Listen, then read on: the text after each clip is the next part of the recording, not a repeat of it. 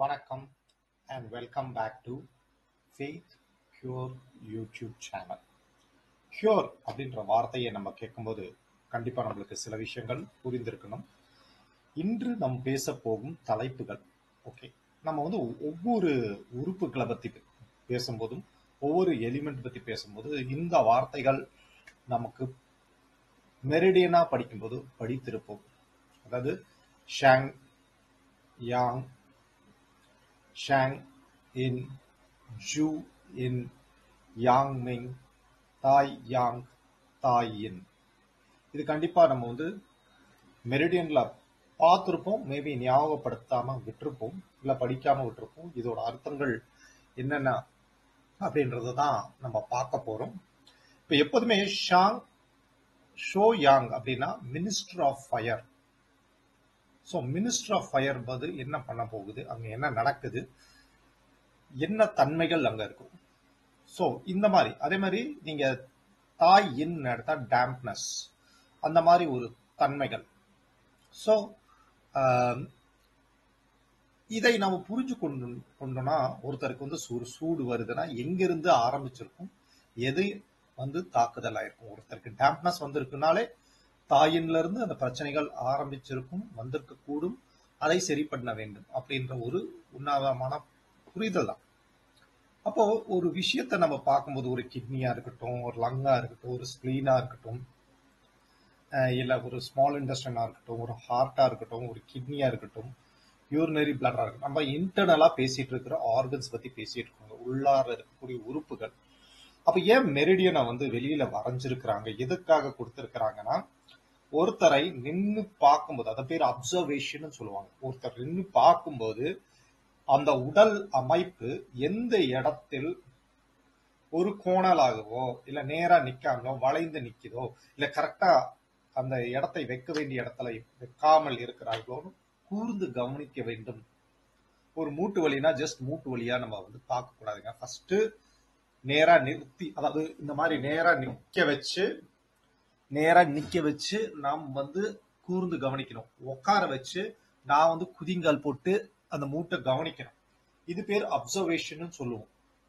ஏன் இந்த அப்சர்வேஷன் தேவைன்னா, அந்த மூட்டுல எந்த இடத்துல அனாட்டமிக்கலா பிரச்சனை இருக்குன்னு கண்டுபிடிக்கிறது தான் என்னோட முதல் வேலை. அப்போதான் நான் வந்து அதை கோரிலேட் பண்ண முடியுங்க. இப்போ வந்து எனக்கு ஒரு ஜாயிண்ட் பத்தி தெரியல, ஒரு மசில் பத்தி தெரியல, ஒரு நர்வஸ் சிஸ்டம் பத்தி அங்க தெரியலன்னா, மேபி நான் வந்து ஒரு அக்குபஞ்சர் பாயிண்ட் கொடுத்து மூட்டு வலியை குணப்படுத்தியிருப்பேன். பல அக்குபஞ்சர் பாயிண்ட்களை கொடுத்து நான் பல பேரை குணப்படுத்தியிருப்பேன். பட் அது உண்மையா குணமாயிருச்சா இல்லையான்னா நமக்கு தெரியாது. ஏன்னா நம்ம வந்து அங்க அப்சர்வ் பண்ணல. அப்சர்வேஷன்ன்றது ஒரு பெரிய விஷயமாக இன்னைக்கு அக்குபஞ்சரில் இருக்கிறது. அந்த அப்சர்வேஷன் பண்ணும்போது தான், அதாவது இன்னல் மூலியமா என்னென்ன பிரச்சனை வந்திருக்கா, யாங்கின மூலியமா என்னென்ன பிரச்சனை வந்திருக்கு அப்படின்றத ஐடென்டிஃபிகேஷன் பண்றதுக்கு தான் அப்சர்வேஷன் ஒரு டூலை நம்ம எடுக்கிறோம். சும்மா நம்ம வந்து ஒரு பிரச்சனையை பார்க்கல, இல்லை சும்மா ஒரு சேனலை நான் பார்க்கலைங்க. அந்த சேனல் வந்து எது தொடர்புள்ளதாக இருக்கு, எந்த பகுதியை செல்றதா இருக்கும். ஒவ்வொரு சேனலுக்கும் ஒவ்வொரு பகுதியாக இருக்கும், ஒவ்வொரு இடத்த கவர் பண்ணிட்டு போகும். இப்போ காலில் வர்றதுக்கு ஏன் கழுத்து வலி இருக்கணும், இல்லை கழுத்து வந்தா ஏன் கால் பிரச்சனையா இருக்கும் அப்படின்ற ஒரு புரிதல் தான் இந்த சேனல்லாம் எது வழியாக எது போகுது, என்ன நடக்குது, சேனல் அந்த சேனல்ல என்ன ஒளிபரப்பாயிட்டு இருக்கு. இப்போ ஒண்ணுல ஒரு சன் டிவி போட்டீங்கன்னா என்ன எது மூலியமா வருது, சேட்டலைட் மூலியமா நம்ம டிவிக்கு வருது அப்படின்னு வச்சுக்கோங்க. அப்போ சேட்டலைட் மூலியமா நம்ம டிவிக்கு வருது. அப்ப என்ன வருது, அவங்க போடுற ப்ரோக்ராம்ஸை நம்ம பார்க்க முடியுது. இதே மாதிரிதான் ஒரு சேனல்ல எனர்ஜி வந்து எப்படி போய் அந்த மெயின் ஸ்டேஷன்ல ரிசீவ் ஆகி போகக்கூடிய பிரான்ச்சஸ்ல எப்படி வந்து சிக்னலா பாஸ் பண்ணி டிஸ்பிளே ஆகுது அப்படின்றதுதான் இந்த சேனலோட ஒர்க்கு. ஸோ ஒரு சேனல், ஒரு ஆர்கன், இதை கொஞ்சம் கன்ஃபியூஸ் பண்ணாம நீங்க புரிஞ்சுக்கணும். ஏன்னா ட்ரிபிள் பர்னர் அப்படின்னு நம்ம பேசும்போது எல்லாருமே 3 வெப்பம் அப்படின்னு நினைப்பீங்க. நிஜமானமே இல்லைங்க. உடம்போட சூட்டுத்தன்மையை 3 அளவில் பாதுகாக்கக்கூடிய ஒரு தன்மை. 3 அளவில் பாதுகாப்புனா இப்போ வந்து ஸ்பிளீன் வந்து நம்ம லிம்பாட்டிக் சிஸ்டம் ஓட எனர்ஜியை ப்ரொடியூஸ் பண்ணக்கூடியதாக பேசினாலும், எனர்ஜி கொடுக்கக்கூடிய தன்மையா பேசினாலும், பட் ட்ரிபிள் பர்னர் மட்டும்தான் லிம்பாட்டிக் சிஸ்டத்தோட ரொம்ப க்ளோஸா கனெக்ட் ஆயிருக்குன்றத நல்லா கூர்ந்து கவனிச்சீங்கன்னா புரிஞ்சுக்கும். சிஸ்டத்தோட நான் சொல்றது, எனர்ஜின்றது ப்ரொடியூஸ் சொல்றது, கொடுக்கக்கூடிய நீர் எல்லாமே ஓகே, பட் மெயின்டெனன்ஸ், அதை கவர்ன் பண்றது, அந்த இடத்துல எவ்வளவு நீர் இருக்கணும், எவ்வளவு தன்மைகள் இருக்கணும், எவ்வளவு பாதுகாப்பு இருக்கணும், எவ்வளவு சூடு இருக்கணும் அப்படின்னு தீர்மானம் பண்றதே ட்ரிபிள் பர்னர். இந்த ட்ரிபிள் பர்னரை நீங்க யூஸ் பண்ணும்போது மேலே இருக்கக்கூடிய லிம்பாட்டிக் சிஸ்டத்தை நான் கரெக்ட் பண்றதுக்கு என்னென்ன ட்ரிபிள் பர்னர் பாயிண்ட் யூஸ் பண்ண போறேன், லோவர் மிடிலுக்கு நான் என்னென்ன பண்ண போறேன், லோவருக்கு என்ன பண்ண போறேன். இப்ப இந்த ட்ரிபிள் பர்னர் நீங்க மனசுல வச்சு எடுத்துக்கிட்டு அது லிம்பாட்டிக் சிஸ்டத்தை நான் கரெக்ட் பண்ண போறேன், லிம்பாட்டிக் நோட்ஸை கரெக்ட் பண்ணணும், இப்ப லிம்பாட்டிக் சிஸ்டத்தையே நான் வந்து சரி பண்ணணும் அப்படின்னா நான் ட்ரிபிள் பர்னர் பத்தி முழுசா தெரிஞ்சுக்கணும். முழுசா தெரிஞ்சால் மட்டும்தான் என்னால கரெக்டா அந்த ட்ரிபிள் பர்னர் பாயிண்ட போட முடியும். அப்ப நான் சும்மா ட்ரிபிள் பர்னரை போடுறேன் அப்படின்னு இல்லாம எதற்காக போடுறோம், அந்த உடலில் என்ன வேலை செய்யும். ஸ்மால் இன்டெஸ்டைன் பாயிண்ட் போடுறோம்னா எதுக்காக போடுறோம், லார்ஜ் இன்டெஸ்டைன் பாயிண்ட் போடுறோம்னா மெரிடியனா போட்டோம்னா எதுக்காக போடுறோம், பேக் ஷூ பாயிண்ட் போட்டா எதுக்கு, ஃப்ரண்ட் மியூ பாயிண்ட் போட்டா எதற்கு, எக்ஸ்ட்ரா பாயிண்ட்ஸ்னு இருக்குங்க. நல்லா போய் நீங்க கூகுள்ல சர்ச் பண்ணீங்கன்னா தெரியும். நான் எக்ஸ்ட்ராடினரி பாயிண்ட் பத்தி பேசல, எக்ஸ்ட்ரா பாயிண்ட். எக்ஸ்ட்ராடினரி வெசல்ன்றது ஒரு ரைட்டுக்கும் லெஃப்ட்டுக்கும் காலுக்கும் கைக்கும் அடிக்கிற ஒரு பாயிண்டா இருக்கும். எக்ஸ்ட்ராடினரி வெசல் பாயிண்ட் சொல்றது. நான் சொல்றது எக்ஸ்ட்ரா பாயிண்ட்ஸ் இருக்கு. இந்த மாதிரி விஷயங்கள் நிறைய இருக்கிறது. அப்ப நம்ம இங்க வந்து ஒரு சிஸ்டமேட்டிக்கா புரிஞ்சுக்கணும். சிஸ்டமேட்டிக்கா புரிஞ்சுக்கிறதுக்கு என்ன தேவை, அடிப்படையா என்னோட அனாட்டமியா நான் வந்து தெளிவாக்கணும். ஒரு கையை எடுக்கிறேன்னா அங்க இருக்கக்கூடிய, அதாவது அது எப்படி இருக்கணும், நார்மலா எப்படி இருக்கும் இந்த இடம், அது அப்நார்மலா இருக்கா இல்ல நார்மலா இருக்கா, இது எனக்கு தெரிஞ்சுக்கணும். இது நார்மலா இல்ல அப்நார்மலா இருக்குன்னா அப்ப எதனால இது அப்நார்மல் ஆயிருக்குன்றது கண்டுபிடிக்க தெரிஞ்சுக்கணும். அப்ப அது அப்நார்மலிட்டி எந்த மெரிடியன்ல இருக்குன்றது கண்டுபிடிக்கணும். அப்பதான் நம்மளால என்ன பண்ண முடியும், அந்த அப்நார்மலிட்டியை கரெக்ட் பண்ண முடியும்.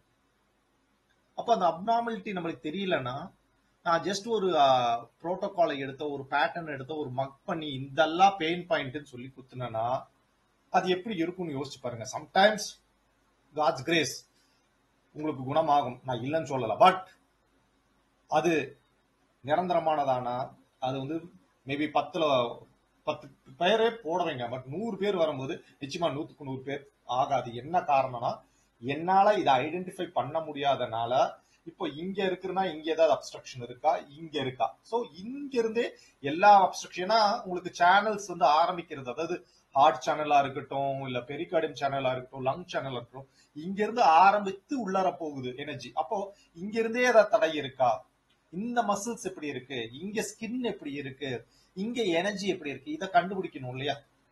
அப்போ இதை கண்டுபிடிக்கிறதுக்கு எனக்கு அந்த ஏரியால அங்க எலும்புகள் எப்படி இருக்கு, இப்போ மூச்சு இழுத்து விடும்போது அந்த எலும்புகள் சுருங்கி விரியுதா, மசில்ஸ் ஏதாவது டைட்டா இருக்கா, லூஸா இருக்கு, அந்த இடத்துல டெம்பரேச்சர் அந்த இடத்துல எப்படி இருக்கு, இப்படின்ற ஒரு அனாலிட்டிக் சிம்டம்ஸா நான் வரணும். ஏன்னா ஜஸ்ட் லைக் தட் நான் வந்து ஒரு பாயிண்ட போடக்கூடாது, போடவும் முடியாதுன்றத நீங்க தயவுசெய்து இங்க புரிஞ்சுக்கணும். மேபி ஒரு புக்ல இருக்கு, இந்த வியாதிக்கெல்லாம் நாங்க இந்த பாயிண்ட கொடுத்தோம், நாங்களும் அதே பாயிண்ட போட்டு சக்சஸ் பண்ணோம். பட் அவங்க புரிஞ்சுக்கிட்டத நீங்க எப்ப புரிந்து உங்களோட திறமையை சுயமாக செய்ய போறீங்க. எல்லா பாயிண்ட்டும் உட்காந்து எழுதி சாட்டா உட்கார போறீங்களா? Never ever do it. உங்கள் புரிதல் ரொம்ப அவசியமானது. அதை தான் நம்ம இங்க பேசிட்டு இருக்கிறோம். அக்குபஞ்சர் ஒரு அருமையான கலை, அதை நன்றாக கொண்டு செல்ல வேண்டும் அப்படின்றதுதான் நம்மளோட நோக்கம். அப்ப இங்க எக்ஸ்ட்ராடனரி நான் சொன்னது வந்து ஒரு விஷயத்தை நீங்க போகணும். ஒரு டைவர்ஜன் சேனல்னா என்ன, ஒரு ஆண்டோட தாயாங் சேனல் என்ன பண்ணும், இந்த மாதிரி ஒவ்வொரு சேனலுக்கும் அதோட தன்மைகள், அதோட நிலைப்பாடுகள், அது எதற்காக போடுறாங்க, என்ன மாதிரி விஷயங்கள் எல்லாம் பண்ணக்கூடிய தன்மைகள் இருக்கு. இப்போ இன்னொரு உண்மையும் நீங்க புரிஞ்சுக்கணும். அக்கிபஞ்சர் எல்லா நோய்களுக்கும் மருந்தை இல்ல தீர்வை கொடுக்குமா அப்படின்னா உதவியாக இருக்குங்க. அதை ஃபர்ஸ்ட் நீங்க புரிஞ்சுக்கணும். அப்போ எப்படி நம்ம வந்து ஒவ்வொரு பிரச்சனைகளை தீர்க்க போறோம்னா நிச்சயமாக உள் மருந்து இருக்கு அக்குபஞ்சர்ல. டிசிஎம் அப்படின்ற ஒரு புத்தகத்தை புரட்டினீங்கன்னா ஹர்பல் மெடிசன் ரொம்ப தெளிவா கொடுத்திருப்பாங்க. வெறும் நான் அக்கிபஞ்சரை போட்டு சரி பண்ணேன்னு சொன்னா அது நிகர் இல்லை, அது உண்மை இல்லை அப்படின்னு நான் இங்க ஆணித்தனமா சொல்றேன். ஒவ்வொரு புத்தகத்திலையும் ஹர்பல் மெடிசன் இருக்குங்க. ஹர்பல் மெடிசன் நிச்சயமா இருக்கு.